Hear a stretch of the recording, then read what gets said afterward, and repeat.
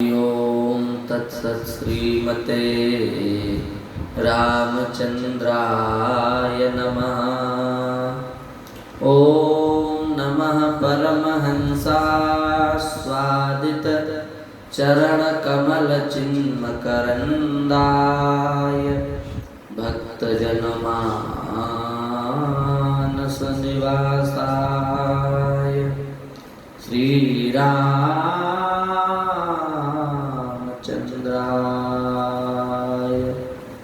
वाञ्छाकल्पतरुभ्यश्च कृपा सिन्धुभ्य एव च पतितानां पावनेभ्यो श्रीवैष्णवेभ्यो नमो नमः।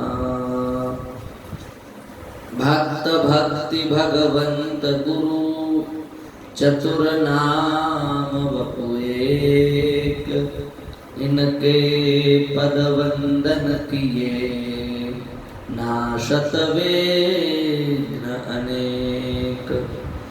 या श्री स्वयं सुकृति नाम भवनेश्वलक्ष्मी पापात्मनां कृतधियां हृदयेषु बुद्धि श्रद्धा सतां कुलजन प्रभवस्य लज्जा तां त्वां नतास्म परिपालय देवि विश्वम्। हरिशरणं भक्तवांछा कल्पतरु भक्तवत्सल शरणागत वत्सल दीन बंधु दया सिंधु कृपा सिंधु नंदनंदन श्याम सुंदर एवं वृषभानुनंदिनी श्री राधा रानी की महती कृपा करुणा से हम सभी लोग भगवान की अहेतुकी कृपा करुणा से नित्य सत्संग लाभ प्राप्त कर रहे हैं। विगत 6 दिनों से हम लोग इन नवरात्रियों में नवदुर्गा की उपासना कर रहे हैं और शक्ति से संचालित हो रहे हैं। हमने प्रत्येक देवी की संक्षिप्त महिमा आपको सुनाई।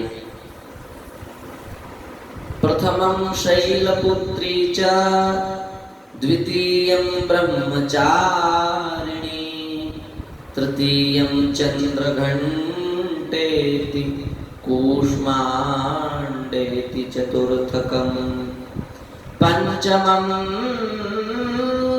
स्कंदमातेति षष्ठं कात्यायनीति च सप्तमं कालरात्रीति महागौरीति चाष्टमं नवमं सिद्धिदात्री च नवदुर्गा प्रकीर्तिता। तो शैलपुत्री ब्रह्मचारिणी चंद्रघंटा कूष्मांडा और स्कंद माता इन पर चर्चा हो गई है। कात्यायनी माता पर आज चर्चा कर रही है। देखो सभी देवियां हमारे लिए समान हैं, किसी में कोई भेदभाव नहीं है। पर जो कात्यायनी देवी है ये हमारी ब्रज की देवी है। जब ब्रज गोपियों के चित्त में यह संकल्प हुआ कि भगवान श्री कृष्ण हम सब के पति हो, हम सबका आश्रय बने, तब उन सभी गोपियों ने भगवती कात्यायनी की उपासना की और भगवती कात्यायनी की उपासना करके उन्होंने भगवान श्री कृष्ण को पति के रूप में प्राप्त किया। वे सब ब्रज वधूटियां गोप वधूटियां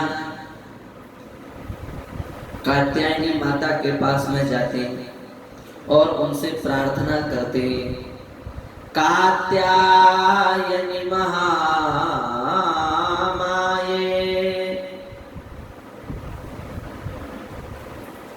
कात्यायनि महामाये महायोगिन्यधीश्वरी नंद गोपसुतं देवी पतिं मे कुरुते नमः। महाराज किसी को सुंदर पति की कामना हो तो वह इस मंत्र का जप करे, इस मंत्र का पाठ करे तो उसको निश्चित ही सुंदर वर की प्राप्ति होती है। तो इस प्रकार से वे गोप बालिकाएं जाती और जाने के बाद में भगवती कात्यायनी की पूजा करती, उनसे प्रार्थना करती।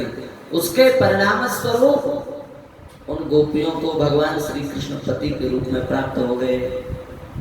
कहने का आशय समझ पाए, भगवती कात्यायनी भगवान को प्रदान करने में समर्थ हैं, ब्रज की अधीश्वरी है, इसलिए अधिक प्रेम उनके प्रति होता है, अधिक आकर्षण उनके प्रति होता है। ये कात्यायनी कौन है? बोले कात्यायन नाम के एक महर्षि ने घोर तप किया और देवी की विलक्षण आराधना की।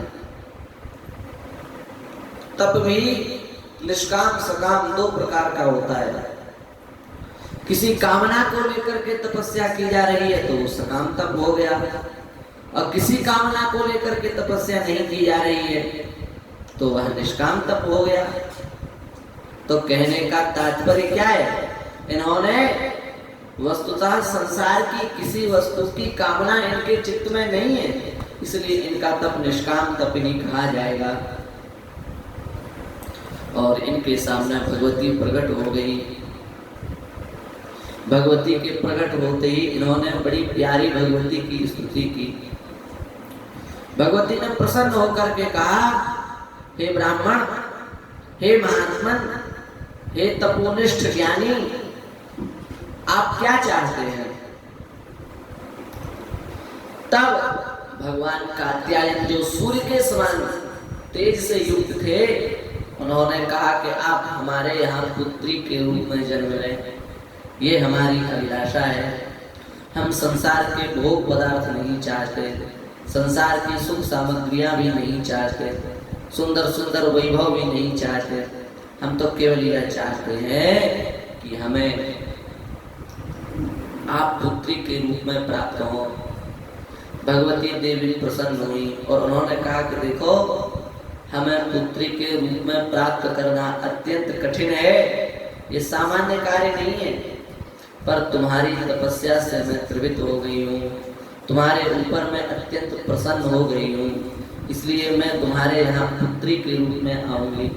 तो कात्यायन महर्षि के यहाँ पुत्री के रूप में आने के कारण इनका नाम कात्यायनी पड़ गया। बड़ा दिव्य अद्भुत चरित्र है इनका, बड़ी दयालु है, बड़ी कृपा करती हैं, बड़ी करुणा करती हैं। अब हमें तो इस बात से विशेष उल्लास है कि भगवान श्री कृष्ण की प्राप्ति करा देने वाली है। आज भी वृंदावन धाम में इनका पीठ है। कहने का आशय यह है, हम सभी लोग भगवती कात्यायनी की उपासना करें, इनकी अर्चना करें और इनसे यही प्रार्थना करें, हम सबके भी आश्रय, हम सबके भी पति भगवान बने। वस्तुतः भगवान तो हम सबके पति हैं ही, हम माने या न माने, पर भगवान तो हम सबके पति हैं ही। गोपियों ने इसलिए कह दिया, यत् पत्य पत्य सुहृदाम अनुवृत्ति रंग स्त्रीणाम स्वधर्म इति धर्म विदात्तयोक्तम अस्तेव मे तदुपदेश पदेत्वैषे प्रेष्ठो भवान् तम व्रतम किल बंधुरात्मा। सबके आश्रय तो आप हैं, सबके पति तो आप हैं। संसार माने या न माने, संसार के न मानने से कोई चिंता नहीं करनी चाहिए। इस संसार के एकमात्र आश्रय श्री ठाकुर जी हैं और उस आश्रय का हमें बोध नहीं है। भगवती कात्यायनी ऐसी कृपा करें, हम सबको उस आश्रय का बोध हो जाए, हम सब भगवान को अपने पति के रूप में स्वीकार कर लें। बस इसी भावना के साथ में भगवती कात्यायनी के चरणों में प्रणाम करते हुए हम अपनी वाणी को श्री ठाकुर जी के चरणों में विराम देते हैं। श्री वृंदावन बिहारी लाल की